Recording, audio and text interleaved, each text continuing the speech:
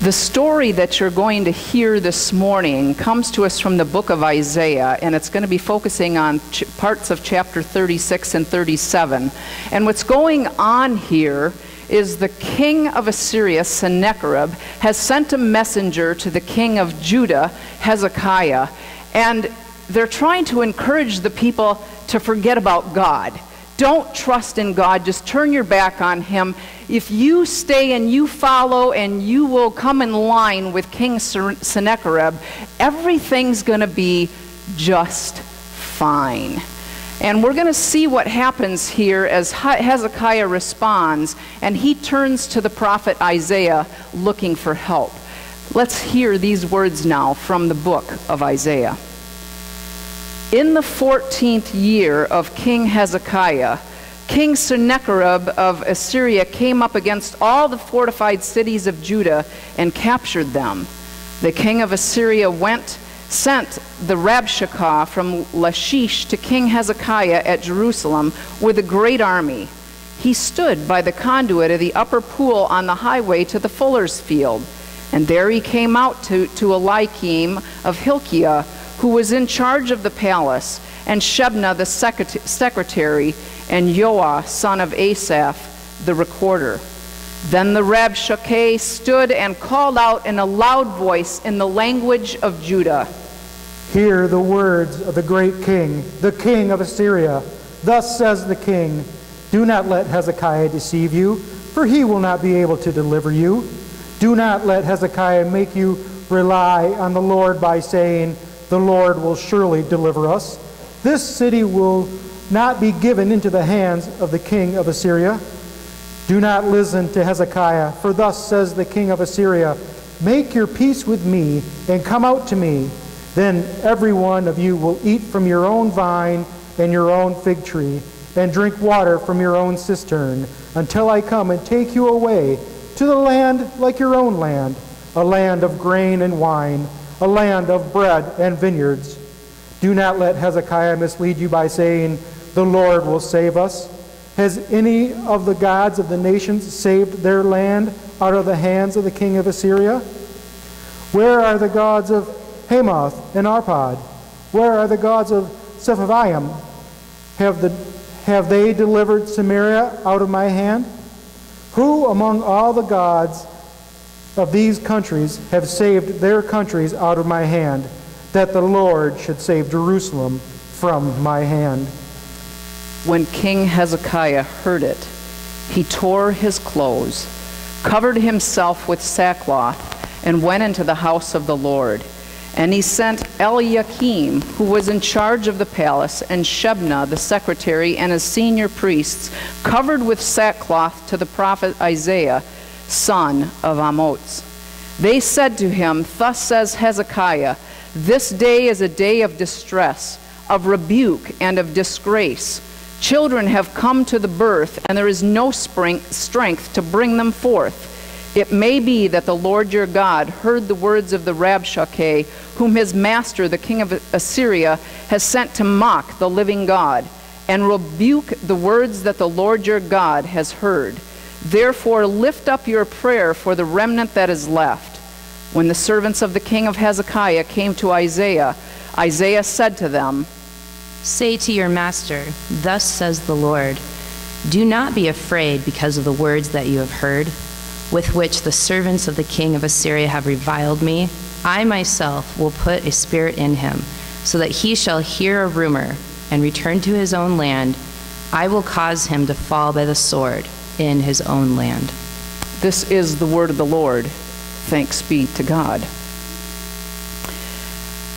There is a story that was written in the early 1800s, perhaps even earlier than that, but became well known in 1939 when Disney brought it to the big screen. Or not even necessarily to the big screen, because it's a kind of a short story, and the story I'm referring to is the story of the Three Little Pigs. You're probably all familiar with this story. There are three brothers who happen to be pigs. One of them's a bit more industrious than the other two. They all build homes. One builds a home out of straw, the other out of sticks, and one out of bricks. And there's another character in this story, though, the big bad wolf. And one day he's kind of hungry and he's looking for a ham dinner. So he comes knocking to the pig who built his house out of straw, and he knocks on the door, probably disguising his voice, trying to sound nice, passing himself off as a nice little wolf, or maybe even a sheep in wolf's clothing. And knock, knock, knock. Little pig, let me in. And the pig says what? Not by the hair on my chinny chin chin. Well, I can just imagine and picture the demeanor of this wolf changing at that point. Then I'll huff, and I'll puff, and I'll blow your house in. That's exactly what he does. And pig number 1 goes scurrying off to pig number 2's house, who built his house out of sticks. And we see the exact same thing happen. The wolf comes there, knocks on the door, the pig won't let him in, the wolf blows in this house, and they go scurrying off to pig number 3's house. And this is where the story changes a little. And as I thought about that story, I've wondered, have you ever experienced a time in your life where you've either been scared or intimidated, either by somebody or something? I think we've all probably experienced something like that in our lives. And this is what's going on in this context with Hezekiah, the people of Judah, and Isaiah. You've got the Assyrians there. The king, Sennacherib, has sent the Rabshakeh, his messenger, to them, and something interesting happens. But now I want to share a little bit of information about the Assyrians in case you're not familiar with these nice neighbors. They're really not all that nice. If you are at all familiar with any of the empires in that time of day, many of the empires were not very friendly, so to speak. This one was no different. The Assyrians were very destructive, they were barbaric, and they were greedy. You're wondering maybe, just how destructive are they? They are like the big bad wolf on steroids. Literally, they're like the big bad wolf on steroids. They have only hand weaponry at this stage of the game. Swords, whatever else, they can come up with. But it's almost like these people have weapons of mass destruction, because the Assyrians, when they would go into either another empire, another country, or another nation and seek to take it over, they would completely level it to the ground and burn everything. So there would be nothing left. And it literally looked like a weapon of mass destruction would hit this place. So they were very, very destructive. But they're also very barbaric.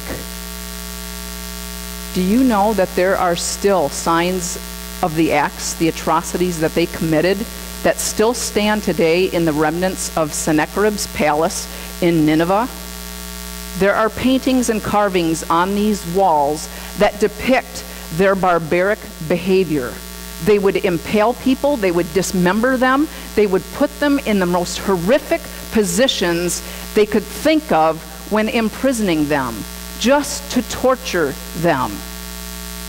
Now, these are not nice people, are they? This does not sound like a nice group of people. And this barbaric behavior is recorded elsewhere in Scripture, or maybe it's more so that the people of this nation are recorded. Do you remember the story of Jonah? And he didn't want to go prophesy to the city of Nineveh because he was afraid God was going to save who? The Assyrians.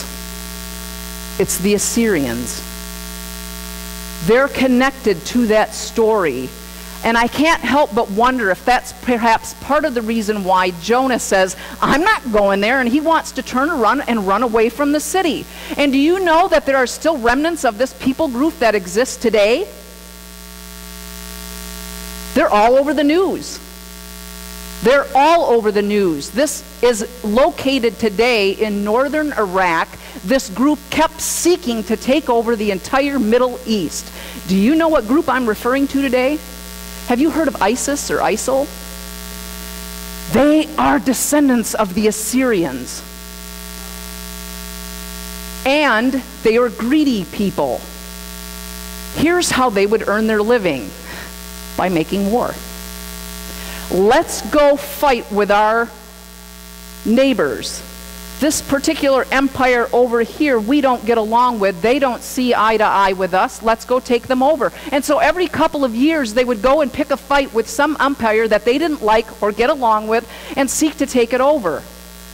Well, the 2 to 3 year span period of time wasn't working out quite as well anymore, and they found that they needed to shrink or pare back that time frame so that they could be a little bit better off. So let's start doing this now about every year. And now we're out of enemies, so wow, all we got left is those who do agree with us, our friends. And so they would start picking on the friendly empires and seek to take them over so that they could just take whatever they had to avoid having to work for a living. This is what's going on during Hezekiah's reign when Isaiah is prophesying. These are the people that are right outside of the gates, knocking on the door, saying, don't listen to Hezekiah. Stop trusting in God.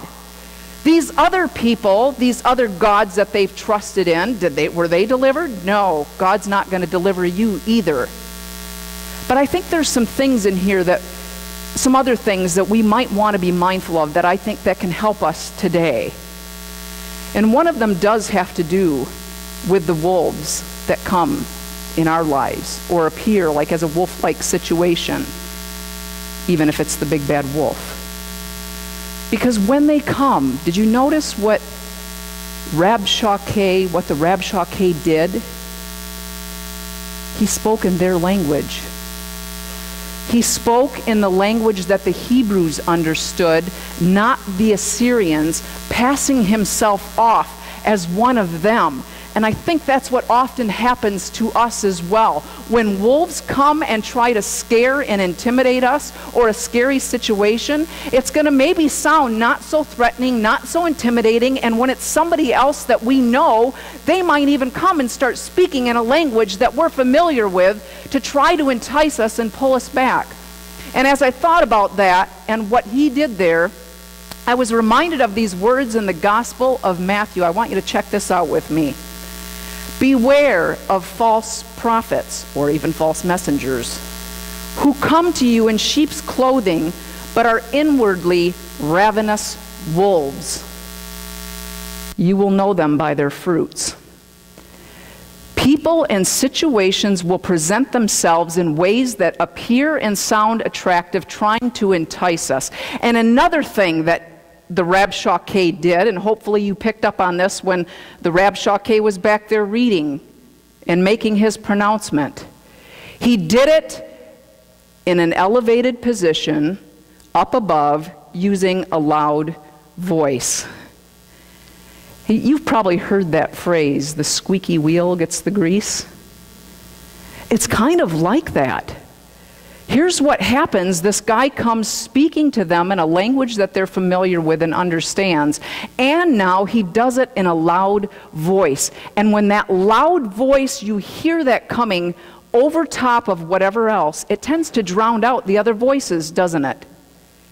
So he's coming, trying to drown out the message that Hezekiah initially had for them, and trying to drown out now God's voice through the prophet Isaiah.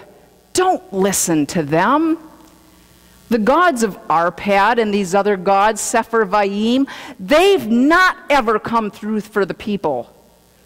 And do you know what happens when somebody starts coming and speaking to us in a way that we understand, or a language we understand, and also in a louder voice, drowning out everything else?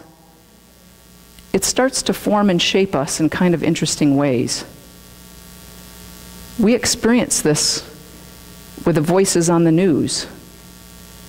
I know I do. When I keep seeing those same stories repeatedly scroll over that newsreel, and then on Facebook, that's another one lately where I keep seeing and hearing a lot of the same stuff, like over and over and over, and there's a way in which it starts to form and shape in a negative way. I actually finally said to my husband yesterday, I am this close to deactivating my account. I don't know how much more some of the stuff I'm seeing on Facebook I can stand to see or hear anymore. Because I don't want it to form and shape me in a negative way, like that negative voice or that ravenous wolf that's seeking to devour. I don't want that to happen. And Hezekiah is trying to get the people's attention here and trying to help recenter them and reminding them of the God who saves and pointing them in the right direction. And we need that in leaders. And then Isaiah comes along and does the same thing. And how we need that in leaders. And that's another verse that actually came to my mind, because Jesus Christ was one who did the very same identical thing and warned the people to be careful to make sure that there's one true shepherd and to make sure that you're listening to that shepherd's voice, because other people will pass themselves off as hired hands. And then guess what's going to happen? Let's see in John. The hired hand, who is not the shepherd and does not own the sheep, sees the wolf coming and leaves the sheep and runs away. And the wolf snatches them and scatters them. Who's afraid of the big bad wolf? Keep your eyes fixed on the Good Shepherd and on leaders that you know and trust who are following the Good Shepherd. People like Hezekiah, like Isaiah, and listen to them. And I'm blown away because in this passage, I don't know if you picked this up. Do you recall what God's first words were to the people? Fear not. Yeah, don't be afraid. Do not be afraid. Thank you, because that's where I'm going with it. She said it's over 300 times in the Bible that we hear, do not be afraid. Do not be afraid. And how simple those words might sound, and almost sometimes kind of patronizing, to tell somebody else, don't be afraid, it's okay. But sometimes those are the words that we need to hear, and the very thing that we need to be reminded of. I look at how many times, especially in the New Testament, that we encounter that phrase when messengers of God appeared to people. And I've been working and studying ahead a little, and as I came to the Christmas story and looking at some of the events there, how many different times messengers came and encountered people with Mary, with Joseph, in their dreams, and also then when they appeared to the shepherds. And the words are, do not be afraid. And I think God does that because that's often the very thing that we need to be reminded of, that, you know, even though the current situation might appear to be overwhelming, or we might feel like we're being intimidated or threatened, that we really, really don't have to be afraid, because the victory's already been won. It's already been won. And not only that, we're not alone in the midst of those intimidating, trying circumstances. God is with us. God has not abandoned us at all. And what's happening here is Isaiah's reminding us and trying to give us this message that's meant to contrast that fear. It stands in contrast of fear. And here's the message, and we actually have to back up to Amos 2 to pick this up. In the days to come, the mountain of the Lord's house shall be established as the highest of mountains, and shall be raised above the hills. All the nations shall stream to it. Many people shall come and say, come, let us go up to the mountain of the Lord, to the house of the God of Jacob, that he may teach us his ways, and that we may walk in his paths. For out of Zion shall go forth instruction, and the word of the Lord from Jerusalem. He shall judge between the nations, and shall arbitrate for many peoples. They shall beat their swords into plowshares, and their spears into pruning hooks. Nation shall not lift up sword against nation, neither shall they learn war any more. This is what God's trying to get across, that I stand in contrast to fear. I will fight for you. You don't have to pick up swords. And one day they're going to be demolished and turned into something of peace that's meant to give and bring life, not death and destruction. And what I love about what Isaiah does here, even in this small section of this passage, when he's contrasting this idea of fear, Isaiah brings something to the very center and reminds us of what that center is. I should say who that center is. That God is the one who's at the very center. God is the one who brings peace. God is in control. Not Sennacherib, and not his messenger, the Rabshakeh. I am the one at the center who will save and deliver you. And you'll see something, I think, that happens, hopefully we do, when we shift our gaze from the fear and turn away from that big bad wolf, and we keep our eyes fixed on the author and perfecter of our faith. We'll see roots that will become strengthened. The more we keep reminding ourselves, reminding one another, do not fear, but trust in the Lord. You know, Jesus went through some pretty trying and intimidating circumstances, and he too confronted an empire in his day. The Roman Empire. And they played a role in taking his life. But that empire didn't stand. It couldn't stand. It crumbled. Just like many of the empires, the Assyrian Empire eventually did, the Macedonian Empire. We've seen empires in our day, just before our time with Hitler, crumble. Communist Russia, crumble.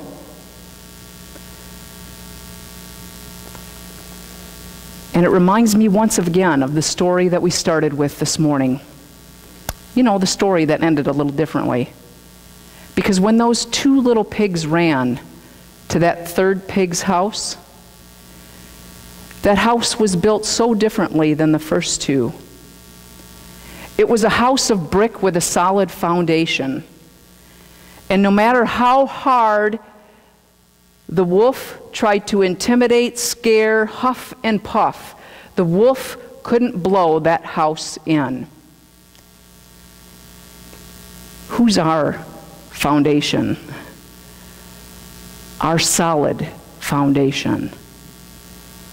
On Christ, the solid rock, we stand. We have nothing to fear because all other ground is sinking sand. Amen.